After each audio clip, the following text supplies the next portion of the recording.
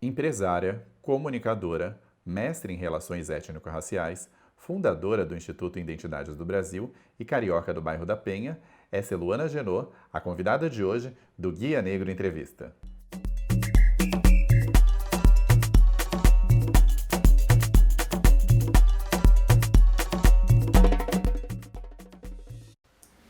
Luana, queria agradecer você por ter topado participar do programa. Queria dizer que gostaria de estar fazendo essa entrevista pessoalmente, mas os tempos atuais não estão permitindo, né? E queria que você começasse contando um pouquinho do trabalho do Instituto, do IDBR.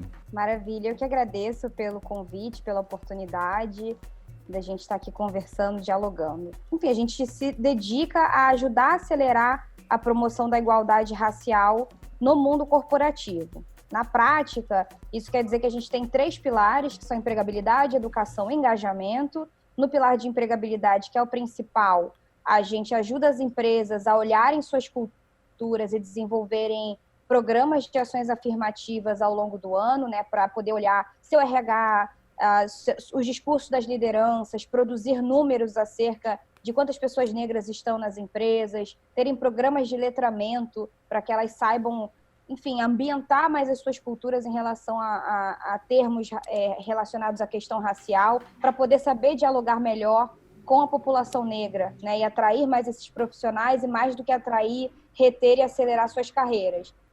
Queria que você contasse um pouquinho do prêmio. O que esse prêmio, sim, a igualdade racial, ele destaca? O prêmio, assim como o Instituto, ele tem 3 pilares, só que no prêmio a gente tem os pilares de educação, empregabilidade e cultura. Esse prêmio ele tem 11 categorias, né? Categorias, por exemplo, como raça em pauta, para a gente poder premiar e reconhecer veículos, jornalistas, comunicadores que pautam raça nos seus afazeres. É uma forma dinâmica que a gente tem de, mais do que dizer não ao racismo, dizer sim à igualdade racial, dizer que os atores da igualdade racial já estão aí produzindo suas escrevivências, né, aqui parafraseando Conceição Evaristo, né, através das suas escrevivências, narrativas muito múltiplas do que é ser negro no Brasil e do que é ser aliado também na luta antirracista. Então, a gente acredita que mapear e dizer sim à igualdade racial e reconhecer os nossos e nossas é também uma grande forma de combate e de avanço na luta antirracista. E eu sei que a gente está no momento que a discussão do racismo está muito em voga, as empresas estão interessadas, né? Estão perdendo dinheiro quando não discutem isso. Mas qual que é a dificuldade que vocês encontram, a maior dificuldade dessas empresas no dia a dia para combater o racismo? A maior dificuldade, eu diria, é começar, né? Eu acho que é começar uma discussão concreta a respeito da questão racial, porque a maioria dessas empresas já se dizem muito diversas, mas a diversidade já é um dado, né? Enfim, quando a gente vai falar sobre diversidade, a gente pode falar um pouco sobre tudo, pessoas com diferentes sotaques, com diferentes habilidades, com diferentes corpos e por aí vai. E acaba sendo um conceito muito vago, muito vasto. Só que ser inclusivo é um passo que muitas empresas ainda não tomaram. Ser inclusivo significa ter metas, prazos e investimentos para pilares que eu considero estratégicos e que são importantes para que a minha empresa avance. Ou seja, olhando toda a gama diversa da minha empresa, de pessoas de diversas áreas, enfim, quais são os grupos que estão subrepresentados ali? Em geral, os grupos de pessoas negras estão subrepresentados na grande maioria das empresas, sobretudo nos cargos de liderança, né? Quando a gente encontra os negros, dos poucos que tem, estão em cargos mais operacionais ou de menor nível, né? Então, nível mais jovem aprendiz, estagiário. O que isso quer dizer? Quer dizer que as empresas ainda estão se dizendo muito diversas, porque na teoria, né, ali constitucionalmente, assim, até pela própria Constituição do Brasil, elas têm seus estatutos forjados sobre o princípio da igualdade. No entanto, a maioria delas não construiu princípios de equidade, que são princípios que fazem com que esses grupos subrepresentados consigam ter acesso à condição de entrar naquele ambiente e se desenvolver nesse ambiente. Saiu recentemente uma pesquisa que mostra que só 4% das pessoas em cargos de liderança são pessoas negras, né? E tem um outro dado do Banco Interamericano de Desenvolvimento, que é da Fundação Ethos também, que diz que se a gente continuar nesse ritmo, a gente só vai conseguir chegar na equidade racial daqui a 150 anos. É muito tempo, né, Luana? O que a gente faz para acelerar? Que caminhos são esses que a gente pode trilhar? Olha, eu tenho observado, né, não só no Brasil, mas em outros países, como Estados Unidos, França, Reino Unido, África do Sul, que não tem fórmula mágica, mas o certo é que ter metas, prazos, investimentos é fundamental para toda e qualquer coisa que a gente deseja acelerar no mundo do trabalho, por exemplo. Enfim, construir uma série de medidas efetivas que façam com que essa questão tão estrutural ela se desmembre em ações do dia a dia, né? Em ações como não negar o racismo, não desdenhar do pensamento e da percepção de pessoas negras dentro daquele ambiente. E uma outra observação que eu acho que é super pertinente é olhar para quem já está dentro da empresa. Parece óbvio, mas para muitas empresas, assim que elas tomam a decisão de fazer algo em relação à questão racial, elas dizem: ah, então, onde estão os negros? Tá, mas onde estão os negros dentro da sua empresa? Por que não acelerar as pessoas que já estão aí e que muitas vezes você tem uma pessoa negra num cargo de analista há 10 anos e que nunca recebeu uma promoção? A gente está vivendo um momento muito único no mundo, que é a pandemia do coronavírus, e a gente sabe que essa pandemia ela impacta mais as populações mais vulneráveis, né? Como que esse momento que a gente está vivendo impactou as mulheres negras, por exemplo, no Brasil?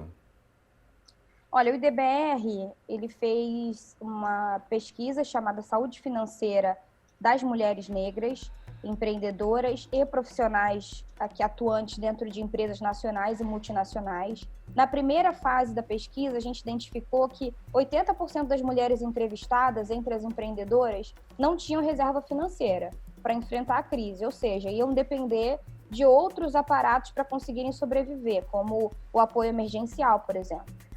E aí, na segunda fase, a gente percebeu que 60% das respondentes que se autodeclararam empreendedoras diziam ser empreendedoras por necessidade, sendo 15% tendo começado a empreender diante do período da pandemia. Então, quando a gente está falando de um empreendedorismo negro, sobretudo de mulheres negras, a gente está falando de um empreendedorismo de necessidade, ou seja, um empreendedorismo que eu fui levada a fazer para sanar uma necessidade que eu precisei sanar para sobreviver. Não porque eu identifiquei uma oportunidade. E o empreendedorismo de oportunidade, se a gente parar para pensar, ele é branco. Né? Ele é um empreendedorismo que, eu tive uma ideia, eu vou trabalhar nessa ideia, eu vou tirar um ano sabático para fazer uma pós, enfim.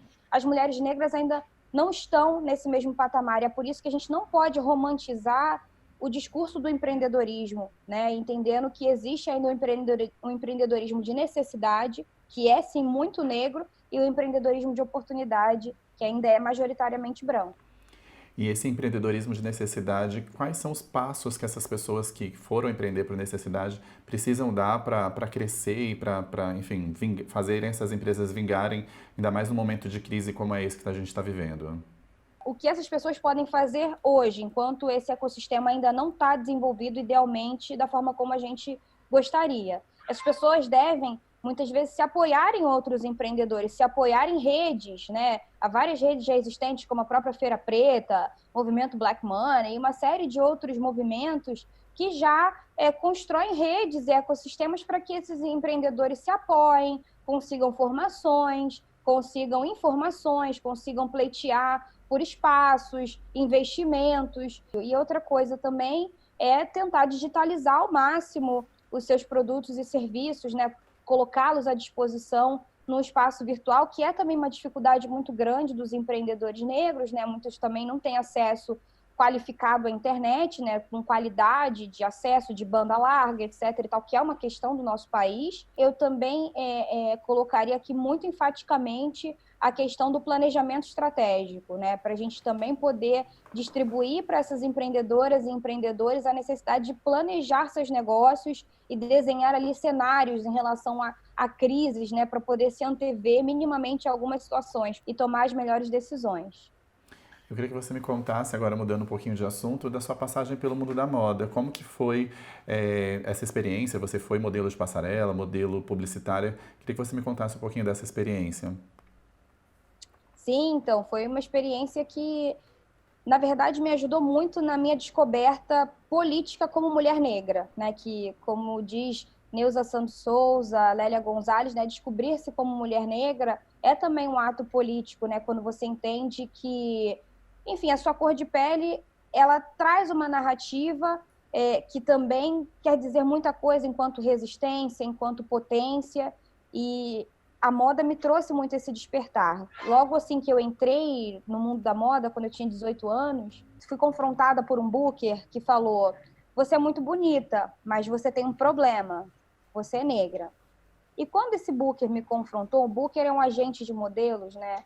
Eu fiquei pensando, nossa, que crueldade, que racismo. Mas ele me pegou pela mão e falou assim, olha, quantas negras tem nessa agência. E eu olhei um mural bem grande de mulheres, em sua grande maioria brancas ou de pele muito clara. Isso aconteceu na França. E eu vi aquelas mulheres e eu falei, caramba, realmente, tem 3 mulheres negras. Ele falou, e dessas 3 mulheres negras, elas trabalham muito pouco e ganham menos que as outras. Enfim, isso também se repetia no Brasil, isso aconteceu na França, depois que eu fui convidada para participar de uma turnê especial de modelos. E eu percebi que existia algo estrutural no mundo, não só da moda, mas no mundo de maneira geral e no mercado de trabalho, que limitava a narrativa de pessoas negras, no meu caso, de mulheres negras, para exercerem profissões, para terem narrativas e possibilidades. Então, aquilo já me deu muitas inflexões, muitas reflexões sobre o que eu queria fazer com a minha vida profissional. Quero usar minha vida profissional para poder falar sobre esses assuntos e abrir possibilidades, ajudar a abrir possibilidades com tantas e tantos outros que vieram antes de mim, para falar e abrir novas avenidas em relação a essa discussão sobre raça e mercado de trabalho. Aqui no Brasil a gente tem um sistema de racismo que ele é muito velado. Como que você percebeu que esse racismo se manifesta nesses outros países, onde você teve a oportunidade de morar e de trabalhar? Sim, então, eu particularmente não acho o racismo do Brasil velado. Eu acho que é bastante explícito e eu acho que depende do... Eu sempre costumo confrontar um pouco e fazer refletir, obviamente, a minha percepção, mas é velado para quem? Né? Para mim é muito explícito quando eu chego numa empresa e vejo uma senhora negra como eu servindo um cafezinho. Aquilo ali me dá uma mensagem muito explícita da onde é o único lugar que eu poderia atuar se eu não tivesse no IDBR, né? Tendo isso também acontecido nos outros países, em países, inclusive, dentro do próprio continente africano, como na África do Sul, a gente percebe o quanto essa é uma causa global e estrutural. Né? Não é coisa da cabeça do indivíduo, né? Então eu posso pensar, poxa, será que eu passei por esses lugares? Isso é coisa da minha cabeça? Não, não é coisa da sua cabeça. É uma questão histórica, é uma questão, se a gente quiser situar, muito decorrente do pós-colonialismo, onde a figura do homem e da mulher negra foram atrelados a uma narrativa de subalternidade, mas, obviamente, ocultando tantas outras narrativas de resistência, de potência. E aqui a gente tem a possibilidade de abrir os olhares para a gente poder enxergar essas narrativas de resistência, de potência, para além da subalternidade. Você citou a questão do cabelo, né? É interessante que a gente passou por uma revolução estética nos últimos 10 anos, onde muitas pessoas começaram a usar seus cabelos naturais, muitas pessoas negras, né? E isso também provocou uma mudança no mundo dos cosméticos, onde hoje a gente tem uma gama de produtos para cabelos crespos, por exemplo, nas prateleiras. Mas tem um texto seu bem interessante que é a saga do batom preto, que você fala da dificuldade de encontrar batons dessa cor e de quanto algumas mulheres negras, principalmente, têm vontade de usar batons dessa cor e têm dificuldade de achar. O que falta ainda para esse mundo da estética evoluir? Olha, para esse mundo da estética evoluir, precisa parar de ser eurocentrado, né? A gente entende que, enfim, eu brinco muito com a referência que, por exemplo, batom na França, as pessoas falam que se chama rouge à lèvres, ou seja, é o vermelho na boca. Então, essa referência do vermelho, né, de tons de vermelho, por exemplo, ela é muito comum, mas ela é muito atrelada a mulheres brancas, né, que entendem que por você ter uma pele de um tom mais claro, mais empalidecido, o vermelho na boca, ele te aviva, né? Ele traz uma vivacidade. O vermelho fica lindo na boca de tantas e tantas mulheres. Só que aí você deixa também de se descentralizar em outros tons que combinam com outras cores de pele.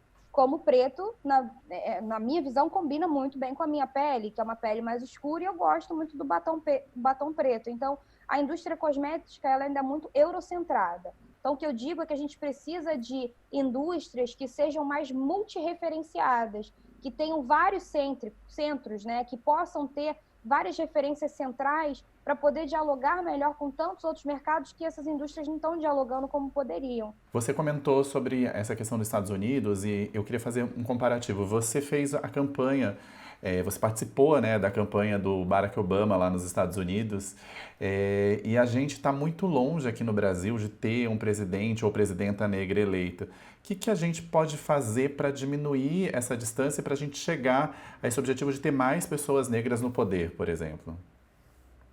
Olha, eu diria que essencialmente a gente precisa planejar o nosso voto. Eu acho que isso parte muito também da gente saber planejar melhor o nosso voto e como isso é feito. É a gente poder entrar nos sites das pessoas, ver seus projetos de lei, tanto entre aqueles que já estão eleitos, quanto aqueles que estão pretendendo se eleger, da gente, de fato, fazer um planejamento, sobretudo quem tem acesso à informação. A gente precisa começar do micro para chegar no macro. Então, tem que ter um plano, né? E eu espero, dentro desse plano, né, eu que sou tão das metas e dos números, que a gente chegue nisso, enfim, sei lá, antes de eu ter 70 anos de idade. Eu quero ver isso, eu quero poder assistir essa cena e vibrar com isso, assim como eu vibrei com o Barack Obama. E é interessante porque eu personalizei também na figura do presidente, né? Mas eu fiquei pensando também nisso, né? O quanto é importante a gente ter uma maioria no Congresso, nas assembleias legislativas, nas câmaras municipais, porque são, né, essas casas que fazem as leis de fato e que personalizar também isso só na figura do presidente não vai fazer com que a gente alcance esse objetivo da equidade racial, por exemplo, né? Pois é, porque a gente pode também ter um presidente figurativo e que não vai conseguir ter uma governabilidade porque não tem apoio, né? Então, a gente também precisa pensar no micro para quando a gente chegar no macro, ser um macro o mais qualitativo possível, né? Com certeza. Luana, eu queria que você me indicasse um lugar de cultura ou história negra que todo mundo deveria ir pelo menos uma vez na vida. Aí o Cais do Valongo. Eu acho que todo mundo deveria ir no Cais do Valongo. Eu sou apaixonada por esse lugar, assim, cada vez que eu vou, eu me sinto parte, né, desse lugar, né? Sou carioca, enfim, nascida e criada na zona norte do Rio e não conheci o Cais do Valongo até fazer uma corrida, a primeira corrida que a gente fez sem igualdade racial, que saiu da Lapa e foi até o Cais do Valongo e tinham ali historiadores contando a história dos lugares, que foram arquitetados por pessoas negras e que muitas vezes a gente não sabia, enfim. E ao final da nossa corrida, isso foi em 2015, a gente parou no Cais do Valongo. E aí o Cais do Valongo foi esse cais que foi um dos que mais recebeu escravizados, né? Enfim, na época da escravidão, e você sente algo naquele lugar, né? A memória dessas pessoas que trouxeram suas histórias, suas narrativas, muitas vezes negligenciadas, violentadas, mas trazendo tanta resistência, tanta sabedoria e tanta força para a gente continuar a prosseguir, né? Então, acho que tem que ser um lugar absolutamente preservado. Eu sei que já é um patrimônio da Unesco, mas mais que isso, ele precisa ser valorizado pela gente, né? Por a gente ir para aquele lugar, visitar, tocar ali naquelas paredes que, mesmo mudas em tese, contam tanto da nossa história, né? Então, ali chegaram os nossos ancestrais, foi por ali que, enfim, foi chegando boa parte da história do Brasil, boa parte das mãos e cabeças que construíram o Brasil, e a gente precisa reverenciar esse espaço tão importante, assim como o Cemitério dos Pretos Novos, assim como, enfim, tantos outros espaços, mas aqui eu gostaria de referenciar muito o Cais do Valongo. Luana, eu queria que você me contasse o que é para você ser um corpo negro no mundo. Para mim, ser um corpo negro no mundo vai muito além de ser uma pessoa que tem a pele retinta e o cabelo crespo, né? Vai com essa possibilidade de ter uma responsabilidade de abrir caminhos para que a narrativa de mulheres negras não seja mais limitada a 3 ou 4 tipos de papel, né? Papéis possíveis de serem exercidos. Eu acredito, né? Eu costumo dizer que eu acredito que enquanto a cor da pele for privilégio para uns e problema para outros, é nossa responsabilidade transformar a igualdade em realidade.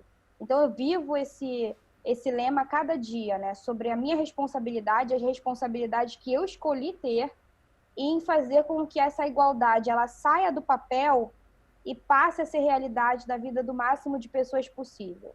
É óbvio que Eu quero que isso seja realidade para a maioria, mas eu também celebro as pequenas vitórias e acredito que a gente está avançando, não na velocidade que a gente gostaria, mas para mim ser uma pessoa negra no mundo representa também essa responsabilidade de um bastão que me foi passado e que agora eu tenho essa responsabilidade de abrir caminhos para tantas outras pessoas também poderem ter mais acesso às oportunidades e que a gente não precise mais falar sobre os mesmos velhos problemas no futuro próximo. Uma vez eu vi isso, que a vida é isso, a gente pegar esse bastão e correr com ele o máximo que a gente conseguir. E eu sei que você é atleta, você é triatleta, na verdade, e eu sei que você está correndo o mais rápido que você pode. Obrigado, viu, pelo seu trabalho, por essa entrevista. Eu que agradeço, eu que agradeço. Eu ainda espero ser uma triatleta completa, porque eu já fiz tipo, uma maratona, eu gosto de pedalar e eu gosto de nadar, mas eu ainda não fiz os 3 juntos, mas com certeza eu dou o máximo de mim para conseguir chegar o mais longe possível, com o máximo de qualidade e no menor tempo. Obrigado. A nossa escrevivência não pode ser lida como história de ninar os da casa grande, e sim para incomodá-los em seus sonos injustos. Conceição Evaristo. Luana, eu fiquei em dúvida sobre qual é a cor do batom que você está usando hoje. Olha, o meu batom é Wakanda. Wakanda, maravilhosa. Não, na verdade, ele é um batom preto. Pode falar a marca? Pode. A gente espera Pode? que eles patrocinem a gente também, mas pode. Tomara. Teriam que, né? É um batom da Vult, número 25, que é um batom preto. Legal. E você tem um livro Sim à Igualdade Racial, Raça e Mercado. Onde a gente encontra o seu livro? Meu livro pode ser encontrado nas principais livrarias do país, né? Enfim, é um livro feito pela editora Palas, e basta dar um Google, Sim, Igualdade Racial, Raça e Mercado de Trabalho, você acha ele na Amazon, na Travessa, na Americanas, enfim, nos principais canais. Ele está bem aqui, é um livro maravilhoso, eu super recomendo, porque eu também sou marqueteira de mim mesma, e acho super importante a leitura, porque ele traz conceitos e enfim, vivências relativas à questão racial, não só da perspectiva de pessoas negras, mas também de pessoas brancas que foram perguntadas sobre como a raça influencia na trajetória profissional delas.